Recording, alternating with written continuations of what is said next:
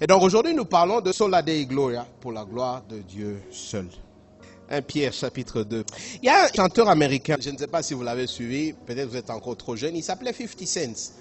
Je ne sais même pas pourquoi il s'appelait 50 Cent.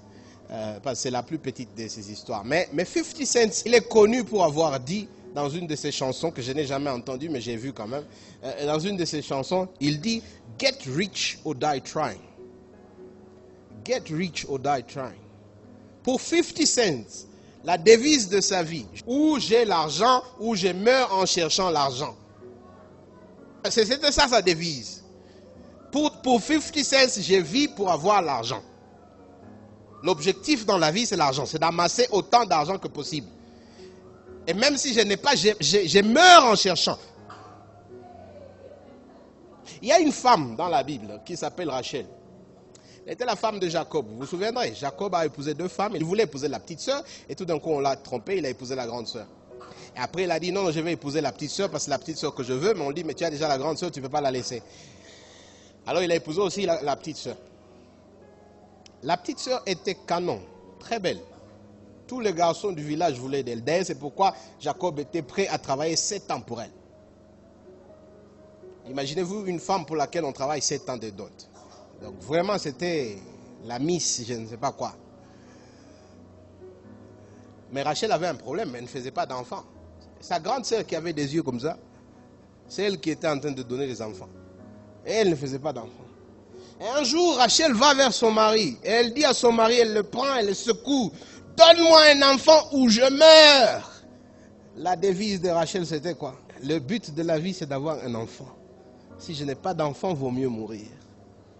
Je vois beaucoup de Rachel aujourd'hui en RDC. Beaucoup. Pas seulement de Rachel de nom. Je vois beaucoup de Rachel qui disent, si je n'ai pas un enfant, je meurs. Je vois beaucoup qui disent, si je ne me marie pas, je meurs. Je vois beaucoup qui disent, si je n'ai pas du travail, je meurs.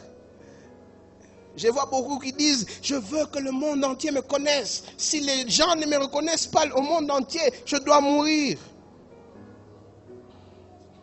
J'en vois beaucoup qui disent, je veux avoir le pouvoir à tout prix. Moi aussi, je veux être parmi ceux qui dirigent.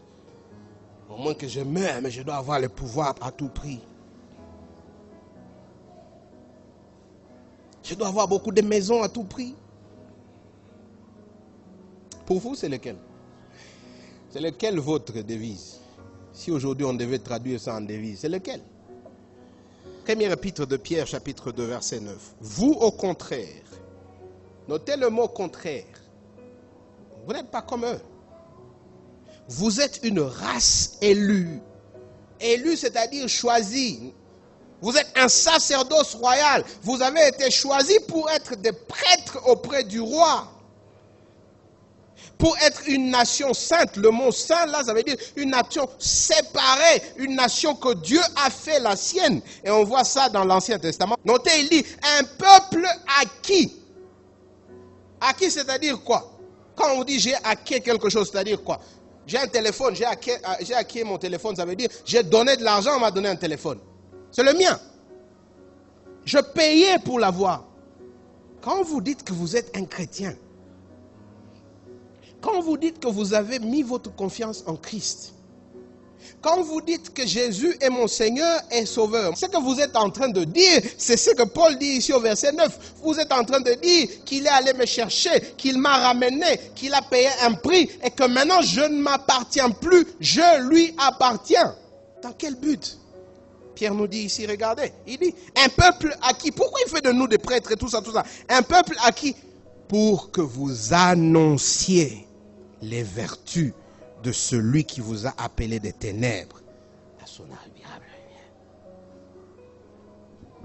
Pour que vous soyez de ceux qui chantent chaque jour et qui disent qui est merveilleux comme ce Dieu, le seul Dieu qui va chercher une brebis au lieu de rester avec le don d'un œuf. Le seul qui quitte le confort du ciel pour venir chercher des gens qui n'ont presque aucune valeur. Simplement par amour. Et c'est ça ce que nous sommes supposés faire toute notre vie. Nous sommes supposés être des gens, par nos actions, par ce que nous faisons, qui causent à ce que les gens voient les vertus, les bienfaits, les merveilles, la gloire de Dieu. Dieu vous a sauvé. Il vous a sauvé d'une façon spectaculaire, d'une façon qui est supposée vous changer à tout jamais, d'une façon qui est supposée créer en vous un désir de ne vivre que pour dire combien merveilleux et combien glorieux il est. Jusqu'au point où même les païens, même ceux qui ne le connaissent pas, vous disent, ah, c'est Dieu-là. Je peux ne pas être d'accord avec lui, mais je ne peux pas refuser ce qu'il a fait. Vivre pour la gloire de Dieu. Et c'est comme ça qu'il dit Soli Deo Gloria. Je vis pour la gloire de Dieu. Je veux être consumé pour la gloire de Dieu.